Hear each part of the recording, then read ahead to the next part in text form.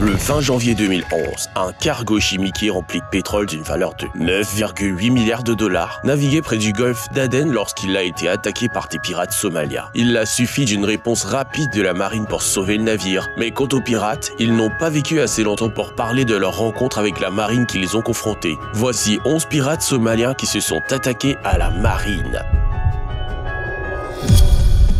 MV Lila Norfolk. Le 5 janvier 2024, 6 pirates somaliens armés ont détourné le MV Lila Norfolk dans l'espoir de toucher le butin. Ils ne savaient pas qu'une opération de sauvetage dramatique était imminente et que cette opération les obligerait à fuir pour sauver leur vie. En ce vendredi soir fatidique, le calme de la mer a été brisé par un appel SOS du MV Lila Norfolk. Le vraquier de 84 000 tonnes naviguait dans les eaux dangereuses près des côtes somaliennes lorsqu'il a été attaqué par des pirates. Le signal de détresse est clair. 5 ou 6 individus armés sont montés de force à bord du navire, mettant gravement en danger la vie des 21 membres de l'équipage, donc 15 Indiens. Des réceptions de l'appel de détresse, la marine indienne n'a pas perdu de temps. Un ensemble complet de ressources a été immédiatement déployé. Le navire de guerre de première ligne INS Chennai, qui effectuait une patrouille anti-pirate, a rapidement changé de cap pour intercepter le navire détourné. Le ciel fut bientôt rempli du rugissement des avions de patrouille maritime, les hélicoptères et du bourdonnement des drones Predator MQ-9B, tous convergeant vers l'emplacement du MV Lila Norfolk. Le 8 janvier 2024, l'avion P-8I avancé de l'INS Chennai a exécuté une manœuvre stratégique au-dessus du navire détourné. L'avion, équipé d'une technologie de surveillance de pointe, a survolé le navire détourné, diffusant une série d'avertissements sévères aux pirates. L'intervention inattendue de l'avion P-8I a créé une tension palpable parmi les pirates qui, conscients de la gravité de leur situation et de la menace imminente d'une réponse musclée, ont été saisis par la peur. Cette peur s'est rapidement transformée en une tentative désespérée de s'échapper lorsque les pirates ont abandonné leur saisie illégale du MV Lila Norfolk, fuyant les lieux pour échapper à la capture. Alors que la marine ignorait encore la fuite des pirates, elle a rassemblé ses autres atouts en vue d'encercler la zone. Et en rien de temps, ils sont montés à bord du MV Lila Norfolk, se déplaçant avec furtivité et précision. C'est après avoir procédé à une désinfection exhaustive du navire qu'ils ont réalisé l'absence des pirates de l'air, indiquant que les pirates avaient probablement abandonné leur tentative en raison de l'intervention rapide et énergétique de la marine.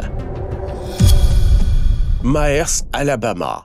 A Somali pirate who attacked 3 ships and took a captain hostage was sentenced in Lower Manhattan today. A judge gave him 33 years and 9 months in prison. Le détournement du Maersk, Alabama, et l'opération de sauvetage qui a suivi par la marine américaine rappellent aux pirates de ne pas se rater dans leur assaut. Le 8 avril 2009, le Maersk, Alabama, un cargo battant pavillon américain, se trouvait à environ 240 000 marins des côtes somaliennes lorsqu'il a été saisi par 4 pirates somaliens. Malgré les efforts de l'équipage pour repousser les assaillants, notamment à l'aide de fusées éclairantes et de lances à incendie, les pirates ont réussi à monter à bord. L'équipage du navire lui-même fut la première résistance à laquelle les pirates durent faire face. Ils s'étaient entraînés pour un tel événement et ont parfaitement exécuté leur plan anti-piratage. Alors qu'un grand nombre de passagers à bord se retiraient dans une pièce sécurisée, le capitaine du Maersk, Alabama, le capitaine Richard Phillips, et quelques autres ont été capturés sur la passerelle. Cependant, dans un geste audacieux, les autres membres de l'équipage ont réussi à capturer l'un des pirates, ce qui a conduit à un échange d'otages tendu qui a abouti à ce que Phillips soit emmené sur un canot de sauvetage. Après le départ des pirates, la marine américaine a été immédiatement alertée de la situation et a dépêché le destroyer USS Bainbridge sur les lieux. Les jours suivants, le Bainbridge a été rejoint par d'autres navires de la marine et des avions de surveillance. Les Navy SEAL, connus pour leurs prouesses antiterroristes, ont été appelés pour gérer la situation. Le 12 avril 2009, les pirates ont été aperçus sur leur canot de sauvetage. Le Bainbridge a maintenu une distance, gardant le canot de sauvetage en vue et utilisant sa technologie supérieure pour surveiller la situation de près. Une fois la communication établie, les négociations ont commencé, les pirates exigeant une rançon pour le retour sain et sauf de Phillips. En réponse, la marine était prête à échanger le pirate précédemment capturé par les membres de l'équipage du Maersk, Alabama, contre le capitaine. Alors que l'impasse se poursuivait, les Navy SEAL ont été appelés pour prendre position. Ils ont apporté avec eux des fusils de précision de calibre 30, entre autres équipements, et se sont préparés à une éventuelle opération de sauvetage qui pourrait nécessiter l'intervention des tireurs d'hélicoptères d'élite. Alors que la vie du capitaine Phillips était en jeu, les SEALs ont pris des mesures décisives. Positionnés sur le fantail du Brain Bridge, ils avaient une ligne de vue dégagée vers le canot de sauvetage où était détenu Phillips. Les pirates étaient de plus en plus agités et lorsque l'un d'eux a pointé un AK-47 sur Phillips, les SEALs ont compris. Dans une opération synchronisée, 3 tireurs d'élite SEAL ont tiré simultanément, éliminant les 3 pirates dans le canot de sauvetage. Le 4e pirate, qui s'était rendu plus tôt, a été arrêté et le capitaine Phillips a été sauvé indemne.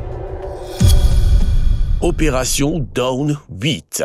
Le 20 janvier 2011, le chiquier MV Bunga Laurel naviguait dans les eaux périlleuses proches du golfe d'Aden lorsqu'il a été attaqué par des pirates somaliens. Le navire, chargé d'une huile lubrifiante et d'autres produits chimiques d'une valeur d'environ 9,8 milliards de dollars, était une cible lucrative pour les pirates. Mais ceux-ci n'ont jamais survécu pour raconter l'histoire de leur rencontre avec la marine avec laquelle ils se sont affrontés. Un groupe de pirates armés de fusils AK-47 et de pistolets a lancé une attaque contre le MV Bunga Laurel depuis leur bateau de type skiff. Après avoir maîtrisé avec succès l'équipage du navire, 7 pirates du groupe composé de 18 hommes sont montés à bord. Au milieu de l'assaut, les 23 membres de l'équipage philippin à bord ont rapidement activé le système d'alerte de sécurité du navire et envoyé un signal de détresse qui a été reçu par le navire auxiliaire de la marine royale malaisienne à proximité, le Bunga Mas Lima. Suite aux ordres du commandant des opérations de la flotte, le MV Bunga Laurel a reçu pour instruction de faire marche arrière et de se précipiter vers une escorte sécurisée de la marine, désignée BM5, pour accélérer les efforts de sauvetage. Après la mise en place de toutes ces mesures, l'équipage s'est réfugié dans une salle de sécurité renforcée, connue sous le nom de la Citadelle et située à côté de la salle des machines. L'équipe malaisienne de protection des navires, composée de 14 membres du groupe d'élite antiterroriste naval Pascal, est entrée en action. L'opération de sauvetage a été étiquetée Operation Dawn 8, ce qui a ajouté plus d'anticipation pour ce qui allait arriver. L'équipe Pascal, équipée de matériel et d'armes de pointe, s'est élancée à bord de 2 bateaux pneumatiques à coque rigide. Ils étaient appuyés par un hélicoptère d'attaque pour une assistance aérienne. Sous le couvert de l'obscurité, l'équipe a suivi le navire pétrolier pendant une nuit entière, se rapprochant de la position des pirates sans être détectés. Le 20 janvier 2011, les commandos lancent leur assaut dans le noir. Un hélicoptère d'attaque Fennec a survolé le navire, faisant diversion pour empêcher le renfort des 11 pirates restants alors que les agents Pascal montaient à bord du Bunga Laurel. L'équipe de secours a embarqué par surprise les 7 pirates. Un échange de coups de feu s'ensuit qui se termine rapidement par un barrage de mitrailleuses de 20 mm de l'hélicoptère. Les commandos hautement entraînés n'ont alors pas perdu de temps pour maîtriser les pirates, récupérant leurs armes et autres munitions. En fin de compte, l'ensemble de l'équipage du Bunga Laurel, soit les 23 membres, a été sauvé. 3 pirates ont été blessés au cours de l'action et 4 ont été capturés. MV Moscow University. Le 5 mai 2010, dans le golfe d'Aden, le MV Moscow University, un pétrolier russe battant pavillon libérien, est tombé dans une embuscade tendue par des pirates somaliens. Malgré la résistance de l'équipage à coups de canons à eau et de pistolets lance-fusées, les pirates ont réussi à monter à bord du navire à l'aide d'une échelle d'assaut. Après avoir remarqué l'arrivée des pirates à bord, le capitaine a agi rapidement, ordonnant à l'équipage de cacher toutes ses provisions et de se barricader dans la salle machine. De là, ils ont envoyé un signal de détresse qui a marqué le début d'une confrontation tendue qui a duré 20 heures.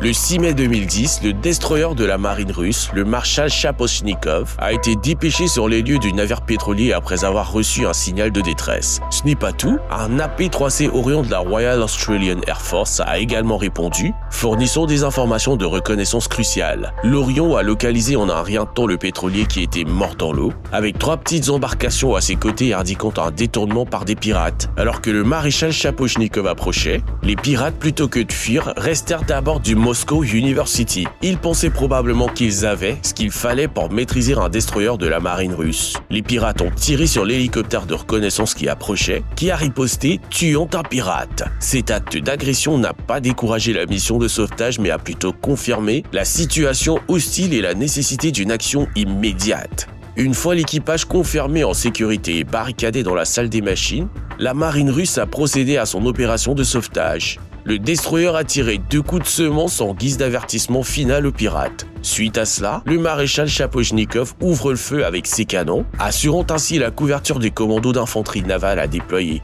Malgré la chaleur, les pirates ne se sont pas laissés décourager par la menace imminente, dans l'espoir d'utiliser l'équipage comme levier. Ils ne savaient pas qu'ils ne connaissaient que la pointe de l'iceberg. Avant que les pirates à bord ne réalisent ce qui se passait, un hélicoptère du navire a atterri sur le pont du navire détourné sous le couvert de tirs de canon. Ensuite, les commandos de l'infanterie navale russe sont rapidement montés à bord du navire. Ils ont d'abord mené un assaut rapide et puissant, sécurisant le navire et assurant la sécurité de l'équipage. Et après une fusillade, les pirates ont été maîtrisés et capturés et tout l'équipage a été sauvé. Une fois les pirates désarmés et leur matériel saisis, ils ont été relâchés et envoyés à la mer sur un radeau pneumatique. Heureusement, ils ont reçu des provisions de base en nourriture et en eau, mais n'avaient aucun moyen de naviguer. Ainsi, on suppose donc que les pirates ont probablement péri en mer, la marine les abandonnant à eux-mêmes. MV Sirius Star.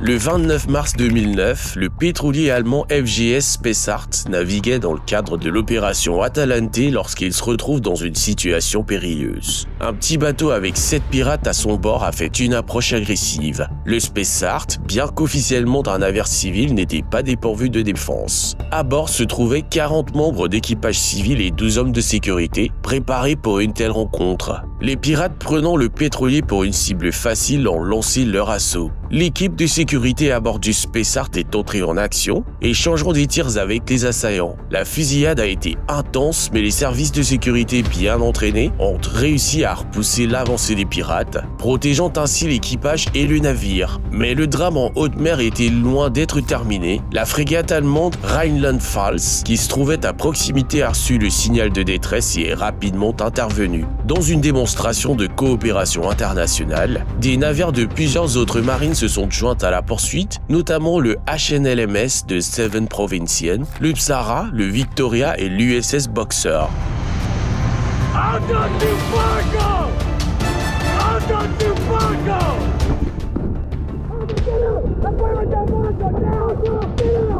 S'en est suivie une course-poursuite aux enjeux élevés. Les forces navales alliées ont poursuivi le bateau pirate, une course-poursuite qui a duré plusieurs heures. En fin de compte, les pirates ont finalement été capturés, mettant ainsi fin à l'épreuve. Prantaley 14, Battle of Minicoy Island.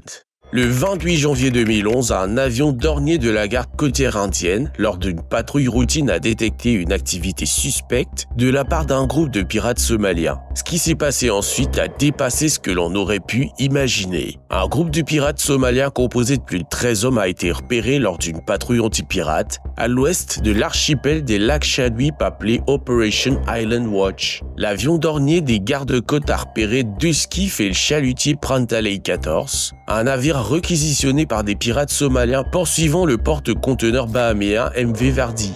Dès que les pirates se sont rendus compte qu'ils avaient été repérés depuis les airs, ils ont rapidement abandonné leur poursuite et se sont retirés sur leur navire-mère, Prantaley 14. Leur retraite fut cependant trop tardive puisque l'opération fut immédiatement signalée. La marine indienne a immédiatement dépêché 3 navires, dont l'INS Ken Carso de 325 tonnes, un patrouilleur de classe Car-Nicobar. Cependant, lorsque le navire de guerre indien est arrivé à l'endroit signalé, le bateau pirate et l'esquif étaient introuvables. Après quelques heures de recherche sérieuse, le Ken Carso a finalement localisé Prantaley 14 à environ 100 000 marins au nord de l'île Minicoy. L'opération de sauvetage a donc été étiquetée de bataille au large de l'île Minicoy. Alors que le soleil montait plus haut, l'équipage du Ken Carso a tenté d'appeler les pirates, mais leurs appels ont été accueillis par le silence. La marine n'a eu d'autre choix que de tirer un coup de semonce qui a déclenché un violent échange entre les pirates et la marine indienne. Les pirates ont déployé tous leurs arsenaux, ripostant avec des grenades propulsées par des fusées AK-47. La bataille a fait rage pendant 12 heures éreintantes jusqu'à ce que le canon naval CRN 91 de 30 mm du Ken Carso finisse par porter les coups décisifs. C'est à ce moment-là que les fûts de carburant à bord du Prantaley 14 se sont enflammés et que le bateau pirate a commencé à brûler.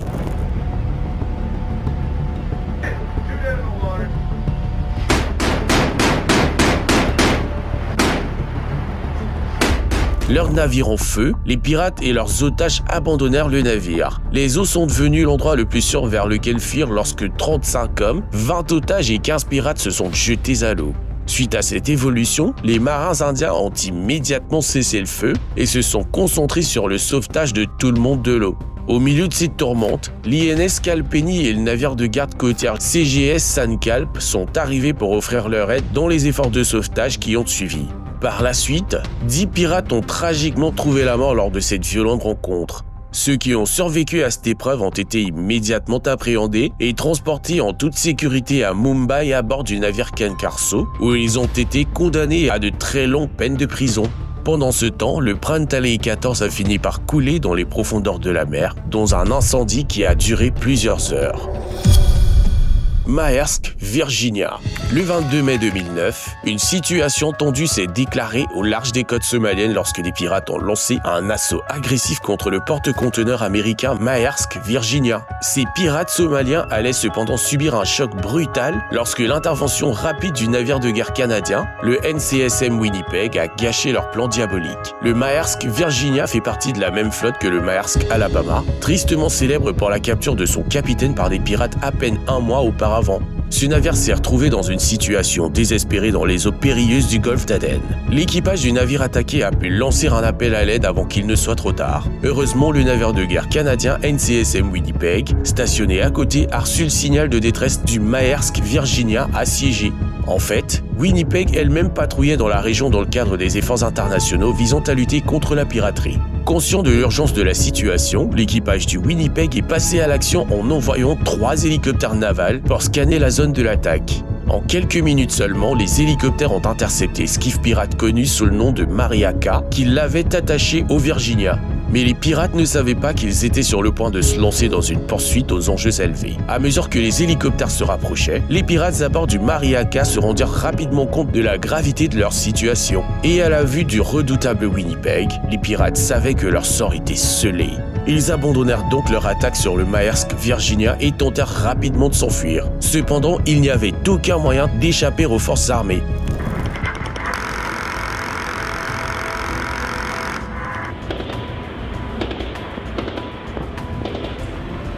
Dans un acte de capitulation, ils ont commencé à jeter leurs armes dans l'océan. Maintenant que les pirates étaient désarmés, une équipe de la marine italienne s'est approchée avec prudence. Ils sont ensuite montés à bord du canot des pirates et ont sécurisé le navire, freinant ainsi l'attaque qui aurait été lancée. Vega 5.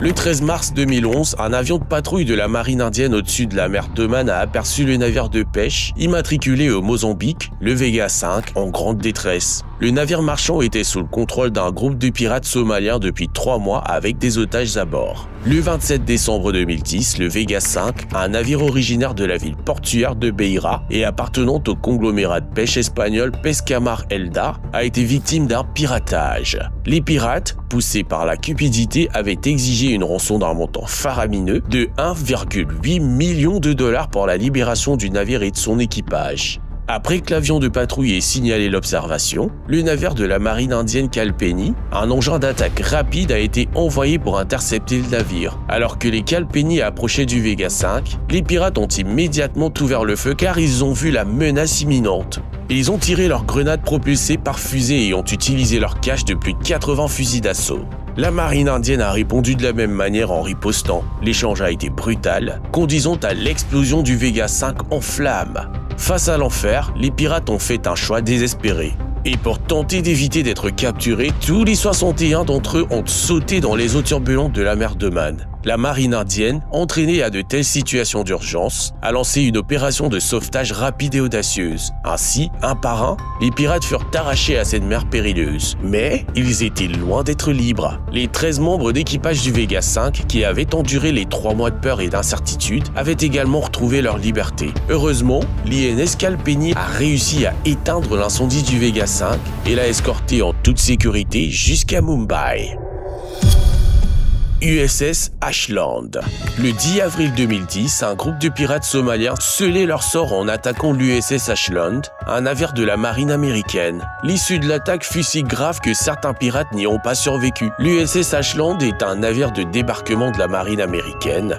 équipés de divers arsenaux conçus pour des situations d'autodéfense et de combat. Imaginez maintenant ce qui arriverait à n'importe qui, en particulier aux pirates qui essaieraient de le prendre d'assaut. Le 10 avril 2010, l'USS Ashland effectuait des opérations de routine dans le golfe d'Aden lorsqu'il a rencontré un esquif transportant un équipage de pirates présumés. Les pirates, prenant l'USS Ashland pour un navire marchand, ont ouvert le feu sur le navire de la marine avec des armes légères depuis leur yole. Ils ne savaient pas qu'ils avaient mordu plus qu'ils ne pouvaient mâcher.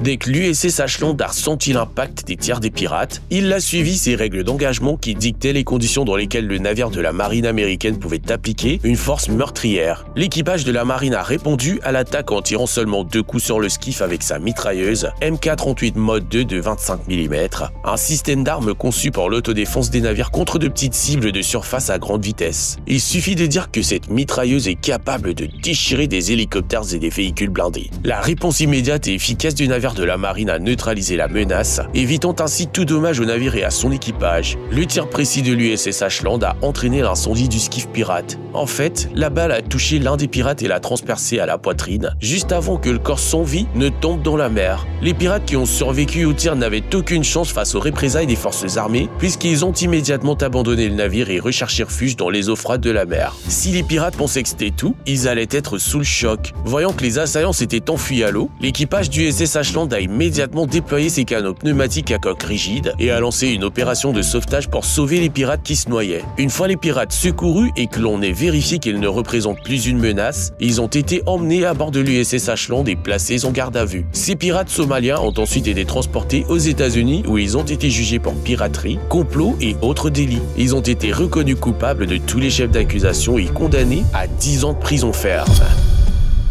SY Quest. Had been found guilty of murdering 4 Americans on the yacht Quest, which was off the coast of Africa in February of 2011.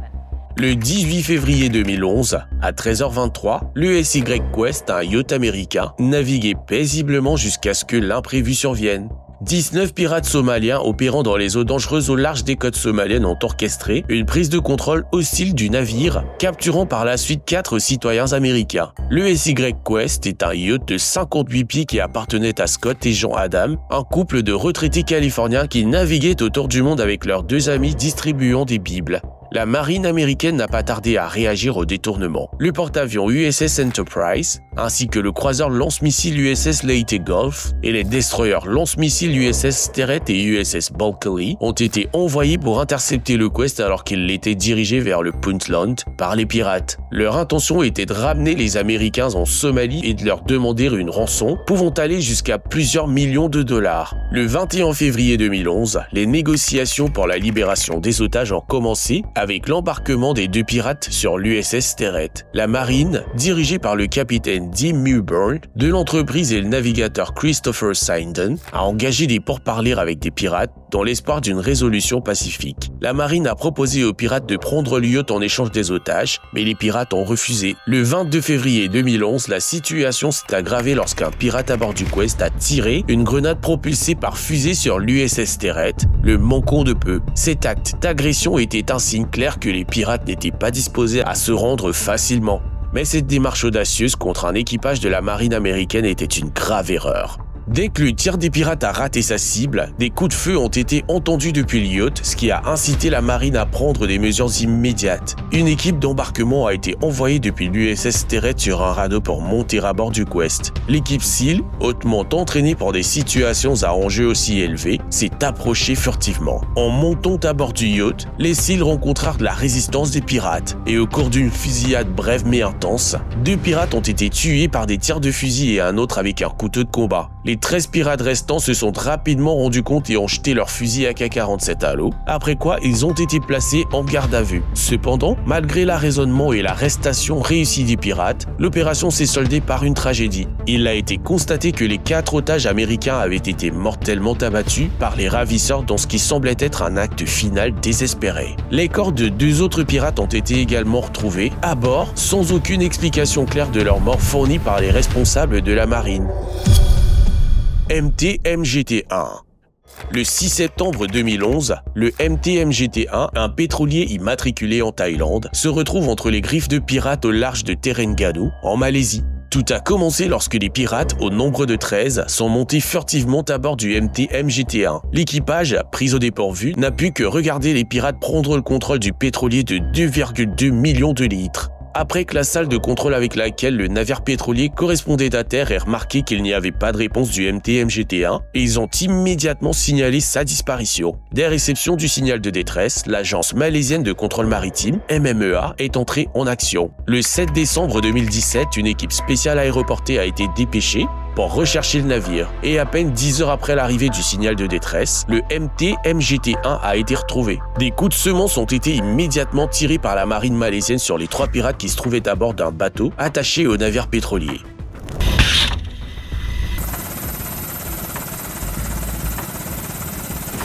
Dès que les pirates ont vu le danger imminent, ils ont tenté de s'échapper. Mais ils n'étaient pas à la hauteur de la surveillance aérienne et de l'autre équipe de la marine qui avait encerclé le pétrolier. Une fois les pirates à bord du bateau maîtrisés, l'équipe du MMEA s'est concentrée sur la prise de contrôle de l'ensemble du navire. Même s'ils avaient l'intention d'utiliser l'élément de surprise comme stratégie principale, la fusillade initiale a rendu cela impossible. L'équipe de secours est montée à bord aussi discrètement que possible sans alerter les pirates à l'intérieur. Ce qui a suivi a été un effort rapide et coordonné. L'équipe s'est déplacée à travers le camion-citerne, sécurisant les sections une par une. Après un bref échange de coups de feu entre l'équipe de la marine et les pirates, les 10 pirates à bord ont été arrêtés. Heureusement, l'équipage, bien que secoué, est indemne. Le navire pétrolier a également été sécurisé et la cargaison pétrolière, d'une valeur de 1,66 million de dollars, est restée intacte.